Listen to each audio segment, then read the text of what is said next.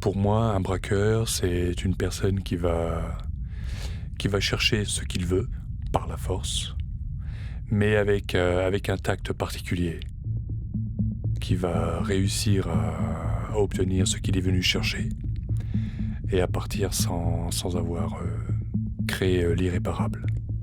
Voilà, ça c'est un braqueur pour moi. Les braqueurs. Mickey. Épisode 1. C'est d'arriver à vivre une vie de rêve, si vous voulez, hein, sans avoir à se casser le dos et travailler comme un forcené. Une vie de rêve, je pensais l'avoir vécue. Et ça a été un cauchemar plutôt.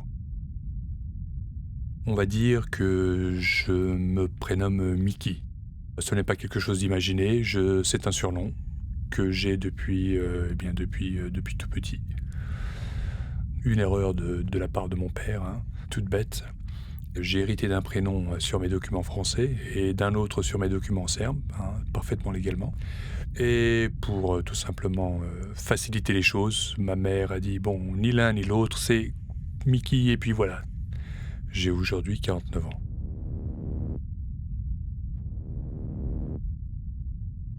Mon père, un homme droit, mais sans compromis et introverti. Donc il partageait très peu avec ses fils. Il venait d'un milieu très dur, hein. Fils d'agriculteur, etc. Il venait du fin fond de la Serbie. Et il faut être costaud et on n'a pas le droit de montrer ses émotions. On réagit souvent en portant la main sur nos proches. Et c'est ce qui s'était passé avec mon frère. Mais je pense que mon père ne supportait tout simplement pas que mon frère n'ait pas peur de lui et vive sa vie. En fait, je pense que ça a forgé mon caractère encore plus. Au lieu de m'abaisser devant ce paternel, je me relevais. Et mon frère aîné, de qui j'étais très proche, pour moi une idole, une sorte de père, hein, qui menait une vie de hors-la-loi, fait beaucoup parler de lui, sans jamais avoir versé de sang, hein, j'en suis particulièrement fier. Je dis ça pourquoi ? Parce que j'ai modelé mes faits sur son comportement et celui de son complice, hein. On les connaissait en tant que gentleman braqueur. Un de leurs braquages, très très célèbre d'ailleurs, qui a longtemps été un record en France, ils se retrouvent avec une somme astronomique en bijoux ce jour-là. Je parle de grandes marques, de grands noms, Van Cleef & Arpels ou Rolex ou Cartier ou je ne sais quoi d'autre. Bien évidemment, à la revente à cette époque-là, s'ils en tiraient 15% de la valeur totale, c'était déjà pas mal. Mais ça reste des millions. Ils se permettent tout parce ils s'étaient vraiment trouvés. C'était plus que de l'amitié entre eux, hein, c'était de l'amour, hein. Ils ne sont pas nés de la même mère, mais ils étaient frères. Dans son métier, il déménageait tous les 3-4 mois pour perdre un petit peu les traces. Je le vois régulièrement. Ces faits lui permettent de vivre une vie de bling-bling. C'était un homme qui aimait les femmes. À l'époque, les portables n'existent pas, donc j'étais son secrétaire de fesses. Les journaux ne faisaient que parler de leurs faits. Les polices de France les recherchaient activement, etc. Moi, j'avais le privilège de connaître ces hommes, de savoir où étaient leurs planques, où ils vivaient. Je me rappelle encore toujours, hein. Pour mes 17 ans, lui m'offre une montre, une Rolex en or blanc. C'était une Daytona, une montre d'une très grande valeur. Et son complice, tout aussi généreux, m'offre une moto et un permis de conduire.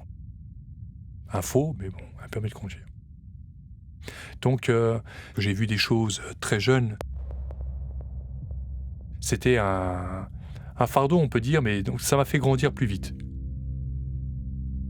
Mon frère n'a pas été que braqueur, hein.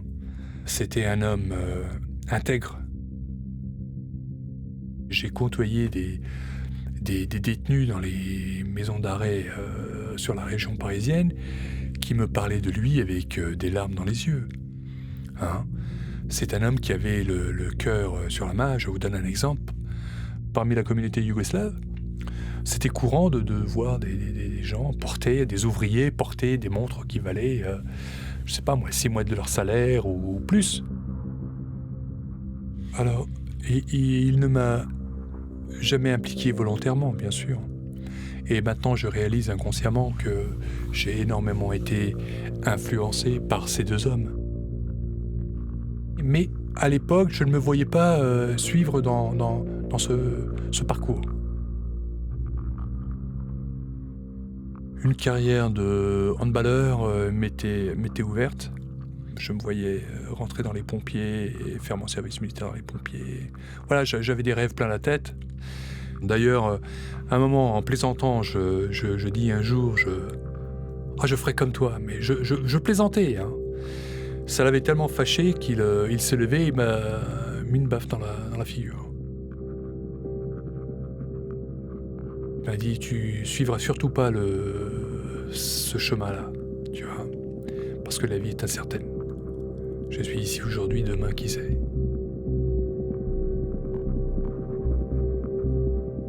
À l'âge de 30 ans et brutalement, il est mort, alors qu'il était venu récupérer un hélicoptère pour faire évader son ami qui était dans la prison locale. Et donc il vient récupérer l'hélicoptère avec ses complices qui l'attendent dans la voiture. Et lui il rentre dans le bureau, mais n'est pas accueilli par le gérant. Il est accueilli par des policiers très nerveux. Mais il n'a pas le temps d'agir. Le rapport de police prétend même qu'il sort son arme, alors que les armes étaient dans le véhicule. Le rapport de police ne parle pas de la balle qu'il prend dans la nuque. Et qui ressort par sa gorge. La police nous a emmenés directement à la morgue. Je suis parti dans cette chambre froide avec l'employé de morgue. Hein. Et une peur incroyable, je ne peux pas vous expliquer cette peur, de ce qu'il y a derrière, sous ce drap. Il révèle le visage de mon frère. Alors je reconnais ce visage que j'aime tant. Hein. Je leur avoue que ce n'est pas son nom, je leur transmets sa véritable identité. Mais j'omets pas mal de choses. Hein. Plutôt que de mentir, je ferme ma gueule. Vous savez, quand quelqu'un de proche part, on est toujours en manque de quelque chose. On se pose toujours des questions. Est-ce qu'on aurait dû faire ceci? On aurait dû faire cela? On aurait dû dire cela? Et je me suis méprisé pour ne pas lui avoir dit assez que je l'aimais, de ne pas jouer avec sa vie, comme il l'a fait. Et puis, incroyablement, nous y reviendrons plus tard, je fais exactement la même chose par la suite. À suivre Je joue avec ma vie. sur arteradio.com.